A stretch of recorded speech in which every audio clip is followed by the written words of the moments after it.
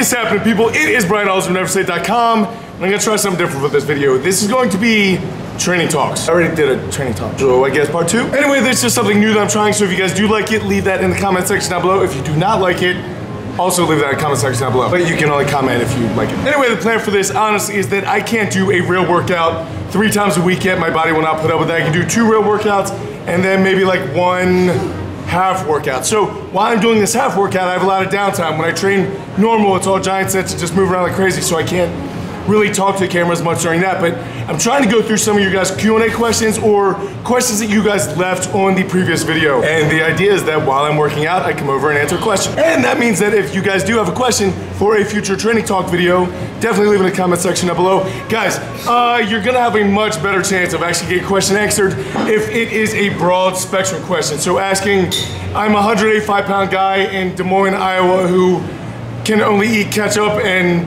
deadlift hack squat machine. You're not getting an answer. But more general questions that will help out a lot of people are definitely gonna be the ones I'm looking for. So if you guys do want to be part of the channel and you want me to answer your question, that is kind of what I'm looking for. And before we go any further, I just need to make a real quick note about some of the comment section.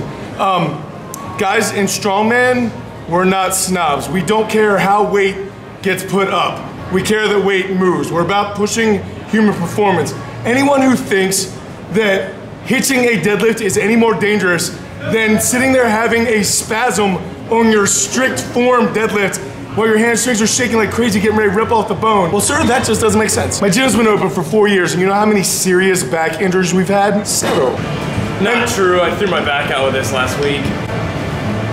So to you internet critics who have stuff to say, well, there is literally a world champion, a world record holder, a world's strongest man, a national champion. That would have went a lot better if I didn't mess it up. You have all those people and those literally centuries of knowledge in the room watching that person deadlift. And to a person, everyone said good lift. But a guy who deadlifts less than my wife has to get on and criticize her form. Let's hope you and I never meet. So guys, I do really appreciate the comments and I love interacting with you guys. But if you're going to be mean, at least have an educated opinion. Strongman, you're allowed to hitch.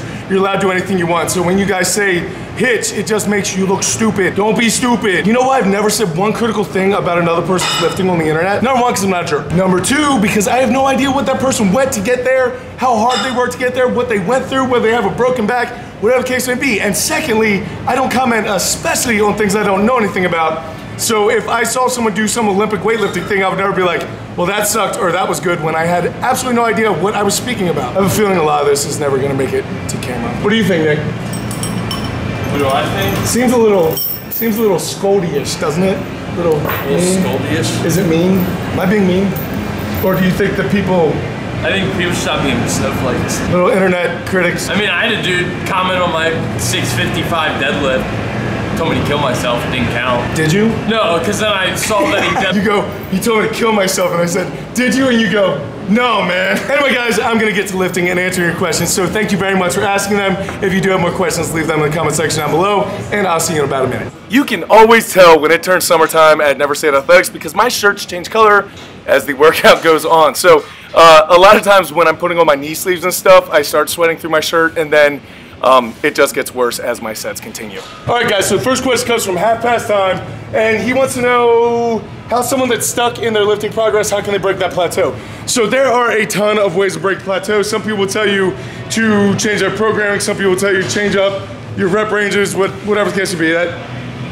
Do any of that works. But I'll tell you 2 things that absolutely work. Number 1, have someone else do your programming for you, because if you're doing your own programming, you are focusing on things that you're good at and things that you like. And that's not a shot on you, we all do that, but it doesn't really make you better. So I recommend not programming for yourself and doing things that you absolutely hate. If you focus on your weak points and you do the things that you're not good at and you bring those up, you become good at the weak positions of your movement, then you're gonna be better overall, and that will definitely help you break through those plateaus. And also go back and look at my other videos, because there's always little answers like, if you're plateaued on your bench, you need more triceps. Trust me, you probably need to row more. Those types of things are all on the tutorial channel, so go check those out. But thank you very much for your question, man. All right, and there is some evidence of that sweat thing that I was just telling you guys about. Now, this is 340 pounds, made a lot harder by Kona. So, guys, things were actually feeling heavy on my back this day. It was not feeling good, but it always does when you stick your hands wide like that, because you don't have a packed upper back. So things are just naturally gonna feel heavier. That's why I always try to encourage people, if you're doing squats, the closer you can move your arms together, tighter your upper back, the more weight you can move. And the next question comes to us from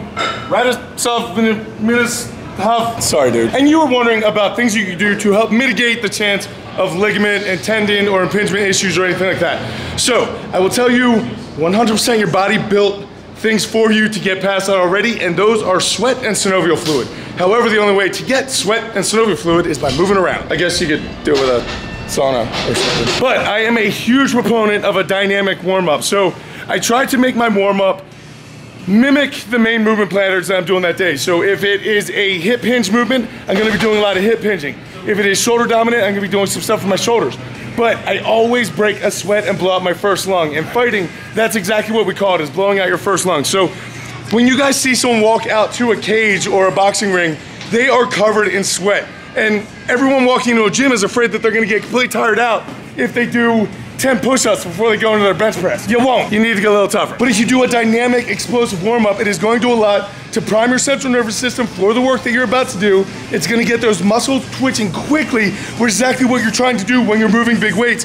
And on top of it, it's gonna drop your body temperature. And if you're doing any sort of pressing motion, always do the pulling in the antagonistic plane beforehand. So if you are doing an overhead press, do a pull-up or a way to pull up, because that forces fluid into the joint, which does a lot to take down your risk of shoulder impingement and shoulder injury.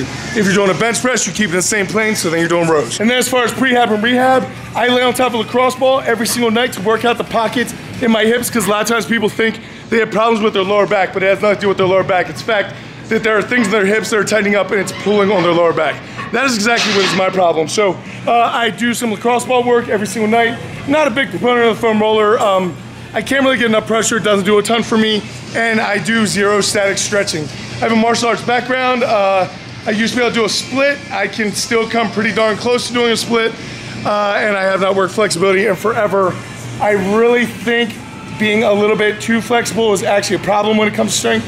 But being so inflexible, that's also not good either, because then you end up getting hurt. So you need to find a balance of the two, and that's why we do the type of workouts that we do, because they're for athletes. It's athletic. You're moving, you're sweating, you're jumping, you're pulling, you're moving heavy things, you're carrying things.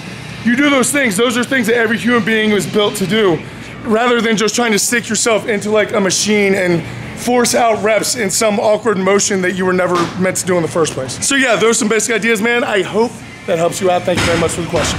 And here we go with 430 pounds, which is the last set that I will hit beltless. Now, when you guys watch me descend here, I need to initiate the descent by pushing my knees out and continually push my knees out the entire rep. Otherwise, it will fold you over. You're just too top heavy. There's no way you can keep out of it. When your hands are out that wide, it's just folding you from the beginning, so you need to push your knees out. I just realized many of you are probably wondering why I'm doing my hands wide on the SSB, and that is 100% because this makes it 1,000 times harder. So current regular squat PR is 7, did I just do 710? 135. 135, I think it's 710. Again, my memory's great. And then if I do a regular SSB squat, I'm usually around 660, 670 with my hands high. I think my best ever is 605 for 2. But again, I'm probably wrong. My pages. Oh man, these are nasty. I numbered my pages. Look. This sounds stupid. I'm sorry. You make it too easy. You make it too easy, man. All right, next question comes from Daniel John 2027. You want to know what my favorite workout song is. Unknown fact about me, I am not externally motivated, so it doesn't matter the crowd, size of the crowd, whether people are cheering, not cheering, if it's a workout song. It could be Otis Redding, Sitting by the Dock of the Bay, or the most violent thing ever, and it does absolutely nothing for me. That doesn't do anything for me. I definitely get motivated by what's inside of me, not what is going on outside of me.